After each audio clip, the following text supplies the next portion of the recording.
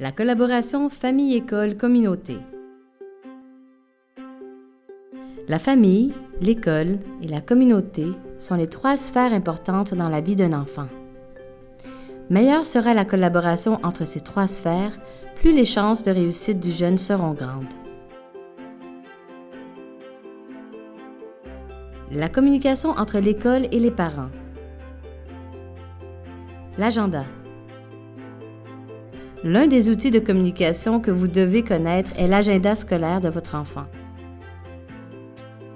L'agenda permet de faire le lien entre vous, votre enfant et l'école. Si vous ou son enseignant voulez signaler une inquiétude ou prendre rendez-vous, vous le noterez dans l'agenda.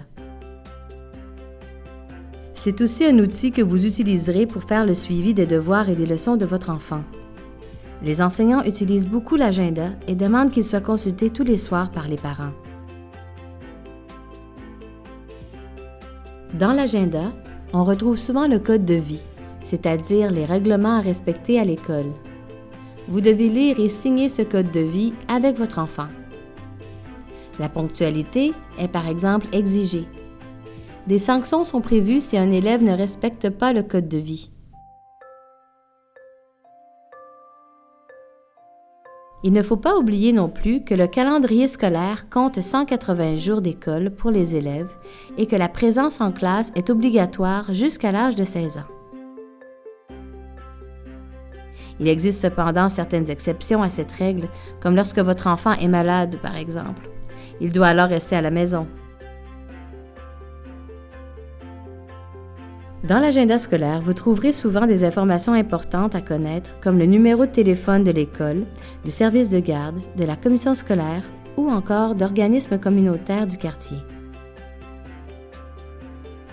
Il est important de mettre à jour vos propres coordonnées dans l'agenda pour qu'en cas d'urgence, l'école puisse vous contacter le plus rapidement possible. Le courrier. L'école vous enverra des documents de façon plus ou moins régulière que vous trouverez souvent dans l'agenda de votre enfant. Certaines informations sont essentielles, surtout celles contenues dans les documents qu'il faut signer et renvoyer à l'école, comme des factures, des demandes d'autorisation de vaccination ou des autorisations de sortie. Vous recevrez aussi des invitations à rencontrer les enseignants, à assister à une fête de l'école ou à un atelier d'information ou encore à vous impliquer dans des activités. Le téléphone. Un autre moyen de communication utile entre vous et l'école est le téléphone. En cas d'absence ou de retard, vous devez prévenir l'école par téléphone afin de ne pas provoquer d'inquiétude. Si personne ne vous répond, laissez un message, en tout temps, dans la boîte vocale. Si vous avez des questions ou des inquiétudes concernant votre enfant, n'hésitez pas à communiquer avec l'école. Vous pouvez demander un rendez-vous en écrivant dans l'agenda, en téléphonant ou en vous présentant au secrétariat de l'école.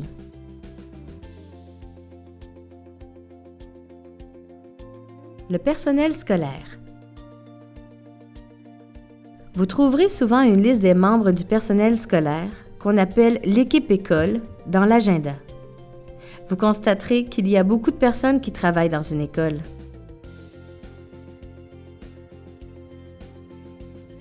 Il y a notamment l'enseignant. L'enseignant ou l'enseignante est la première personne à qui vous vous adressez si vous avez des questions concernant votre enfant.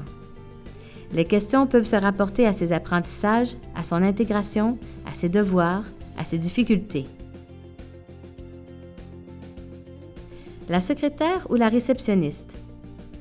Elle est généralement la première personne qui vous accueille lorsque vous arrivez à l'école. Elle peut vous informer sur son fonctionnement et peut vous diriger vers les différents services au besoin. Lorsque vous appelez à l'école, c'est souvent à elle que vous parlerez. Le ou la responsable du service de garde ou de dîner est la personne avec laquelle vous communiquerez si vous souhaitez que votre enfant bénéficie du service de garde ou de la surveillance pendant le dîner.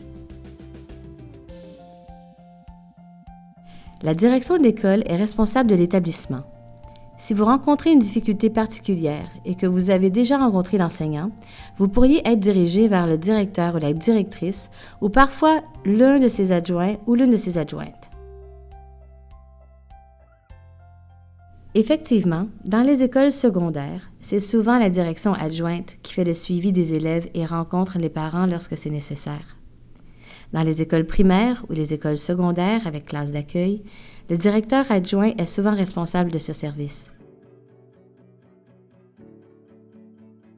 Le conseiller ou la conseillère d'orientation a comme rôle principal de renseigner les élèves sur les possibilités d'études et de les aider dans leur choix d'orientation scolaire et professionnelle. Il ou elle est généralement présent dans les écoles secondaires ou dans les centres d'éducation des adultes. Un élève peut demander à le rencontrer. En tant que parent, vous pouvez également prendre rendez-vous avec lui.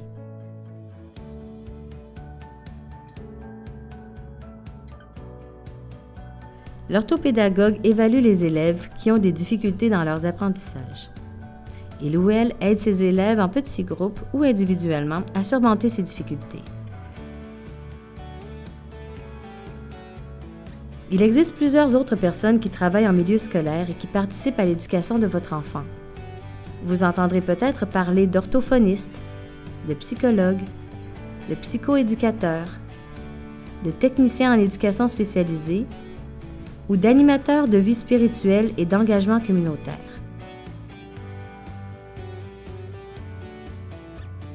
Il y a aussi des infirmières, des hygiénistes dentaires, des travailleurs sociaux, ou des intervenants du milieu communautaire qui travaillent tous pour le bien-être éducatif, psychologique et physique de votre enfant.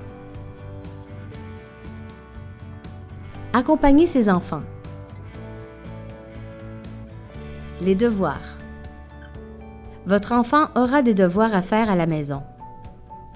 Les devoirs et leçons sont généralement inscrits dans l'agenda. Même si vous ne parlez pas ou peu le français, vous pouvez l'encourager et le soutenir. Le rôle du parent est de faire le suivi avec son enfant pour s'assurer qu'il fait bien ses devoirs.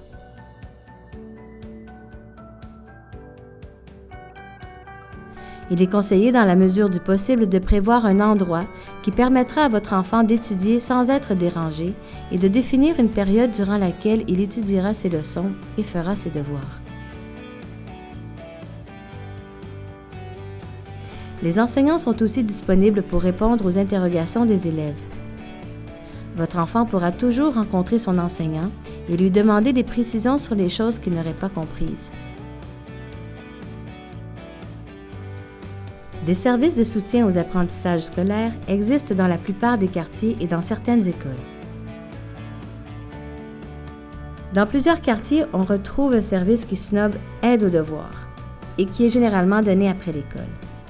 Certains organismes pour immigrants proposent des services de soutien scolaire la fin de semaine. Il existe aussi un service téléphonique, Allo Prof, qui est accessible partout au Québec et qui répond aux questions des élèves sur leurs devoirs. La langue d'origine et le français. La connaissance du français jouera un rôle important dans la réussite scolaire de votre enfant et dans son intégration à la société québécoise. Sachez que le fait de parler dans votre langue d'origine à votre enfant ne nuira pas à son apprentissage du français. Les recherches ont même démontré le contraire. Le fait de lui parler dans la langue que vous maîtrisez le mieux sera une richesse pour lui. Afin d'acquérir une bonne connaissance du français, il est bon que votre enfant le pratique à l'extérieur de l'école. La lecture de romans, de bandes dessinées ou autres est un bon moyen d'améliorer son français. Les bibliothèques publiques, appelées bibliothèques municipales, ou les bibliothèques scolaires, vous donnent accès gratuitement à plusieurs types de documents, comme des livres, des bandes dessinées et des films. Pour donner le goût de la lecture à votre enfant, il est recommandé de lui lire une histoire avant de se coucher, en français ou dans votre langue d'origine. Regarder des émissions à la télévision ou encore écouter la radio sont également des moyens de pratiquer la langue. Jouer et socialiser en français avec des jeunes de son âge reste cependant un des moyens les plus efficaces pour votre enfant de progresser rapidement. Plusieurs organismes communautaires ou centres de loisirs proposent des camps de jour ou des activités gratuites ou à faible coût où votre enfant pourra jouer et apprendre avec des enfants de son âge. L'influence des parents sur la réussite scolaire de leur enfant. En tant que parent, vous avez une influence sur la motivation et la réussite scolaire de votre enfant. Vous pouvez l'encourager de diverses manières. En demandant par exemple à votre enfant comment s'est passée sa journée d'école ou en consultant son agenda avec lui. Manger et dormir suffisamment, faire différents types d'activités et se reposer sont aussi des éléments qui peuvent jouer dans sa réussite scolaire.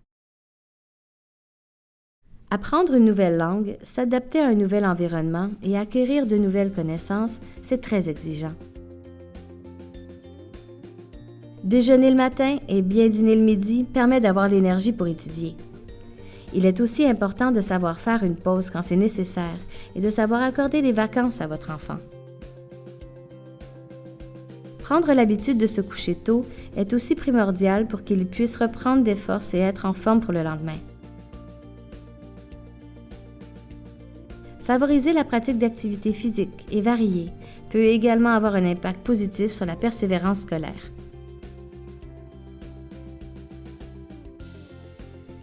Le bulletin et la rencontre avec les enseignants. 3 fois par année, vous recevrez le bulletin scolaire de votre enfant. Dans ce document, vous trouverez les résultats scolaires qu'il a obtenus dans les différentes disciplines qui lui sont enseignées. L'école organise généralement une rencontre lors du premier bulletin qui permet aux parents de discuter avec les enseignants des réussites et des difficultés de leur enfant. En plus de vous informer sur ses progrès, vous lui démontrerez l'importance que vous accordez aux études. Dans certaines écoles, des interprètes peuvent vous accompagner à ces rencontres. Renseignez-vous à l'avance pour savoir si ce service est disponible ou demandez à un organisme d'accueil pour immigrants s'il offre ce service. Vous pouvez aussi vous faire accompagner par une personne de votre connaissance pour poser des questions ou pour bien comprendre ce que l'enseignant a à vous dire. En dehors de ces rencontres planifiées, vous pouvez demander un rendez-vous avec l'enseignant tout au long de l'année. L'implication des parents à l'école. L'école a souvent besoin de bénévoles pour certaines activités. Si vous en avez le temps, vous pourriez vous impliquer et ainsi rencontrer d'autres parents. Vous pouvez par exemple être présent lorsque l'école organise des activités communautaires ou des spectacles. Vous pouvez faire du bénévolat dans la classe de votre enfant ou à la bibliothèque de l'école, ou encore accompagner les élèves à l'occasion de sorties scolaires. Vous pouvez aussi vous impliquer plus formellement en faisant partie du conseil d'établissement, de l'organisme de participation de parents ou du comité de parents. Renseignez-vous sur les possibilités qui s'offrent à vous. Le bénévolat peut être une occasion pour les parents de mieux connaître l'école et son fonctionnement. Ces moments permettent aussi de discuter avec d'autres parents. Les activités parascolaires. Les écoles, les organismes communautaires de votre quartier et les centres d'accueil pour immigrants proposent des activités culturelles ou sportives, comme des activités de théâtre, de musique ou de soccer. Pendant les vacances d'été, certains organismes offrent des camps de jour. Ce genre d'activité permet aux jeunes de découvrir leurs talents artistiques ou sportifs et de pratiquer le français dans un contexte plus amusant. N'hésitez pas à vous renseigner et à encourager votre enfant pour qu'il y participe. Dans certaines écoles, votre enfant sera invité à s'impliquer dans des comités d'élèves comme un journal étudiant ou un comité sur l'environnement.